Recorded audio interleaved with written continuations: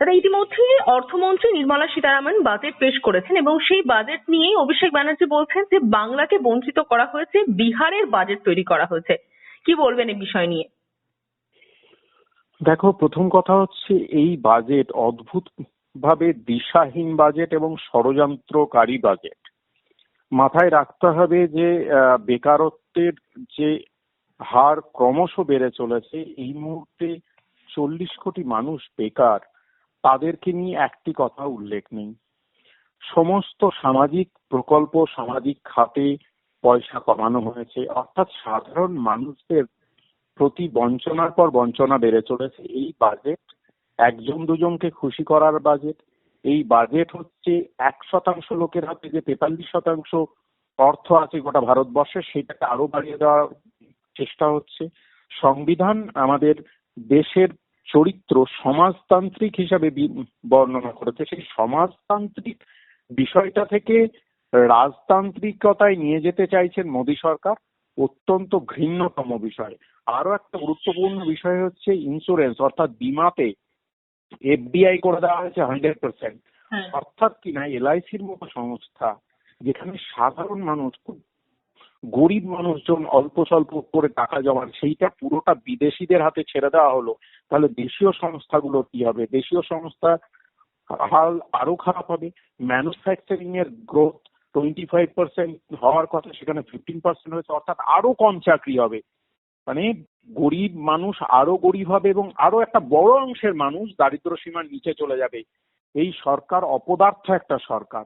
তার সঙ্গে কি দিয়েছে? তার সঙ্গে দিয়েছে হচ্ছে চমক। কাদের জন্য? বিহারের জন্য। কারণ সামনে বিহারের নির্বাচন। এই সরকার বলতে লজ্জা হয় যে ভারতের সরকার, ভারতের মানুষের দ্বারা নির্বাচিত সরকার, নাকি শুধু নিজের ক্ষমতায় নির্বাচনের ট্রিক্স এর মাধ্যমে ক্ষমতায় টিকে থেকে। আসলে এই সরকার হচ্ছে পুঁজিবাদীদের সরকার। অত্যন্ত ঘৃণ্যতম কাজ এই বাজেটে করা হয়েছে।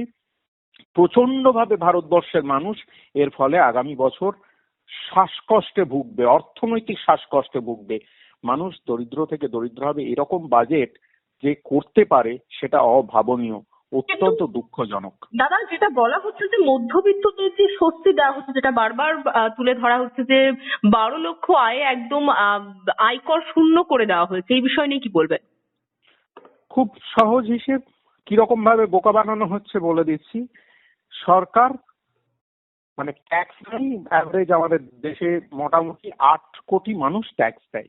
সেই 8 কোটি মানুষের মধ্যে আরো অনেক কম সংখ্যক মানুষ আছেন যারা ওই 12 লক্ষ ইনকাম গ্রুপের মধ্যে আসেন।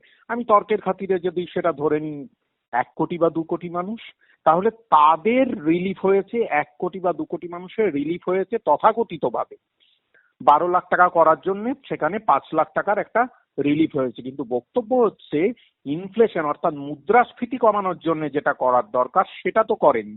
যার ফলে এই যে রিলিফটা দেওয়া হলো সেটা তো মুদ্রাস্ফীতিতে খেয়ে নেবে। তাহলে রিলিফটা আসলে হলো কোথায়? এছাড়াও ফিসক্যাল ডেফিসিট, যেটা অর্থাৎ রাজস্ব ঘাটতি, সেইটা বেঁধে রাখার জন্যে 15 লক্ষ কোটি টাকা ঋণ নিচ্ছে ভারতবর্ষ আবার বাইরে থেকে। অর্থাৎ ঋণের বোঝা আরো বেড়ে গেল। মানে সমস্ত দিক থেকেই আমি জানি না কারা কিভাবে বুদ্ধি দিয়ে এই বাজেট করেছেন। যে দেশের অর্থমন্ত্রী পেঁয়াজের দাম বেড়েছে কেন জিজ্ঞেস করলে বলেন যে আমি পেঁয়াজ খাই না, তাদের থেকে এর বেশি কিছু আশা করা উচিত বলে আমি মনে করি না। বাংলা হান্টের আরো খবর দেখতে নজর রাখুন। বাংলা খবর মানেই বাংলা হান্ট।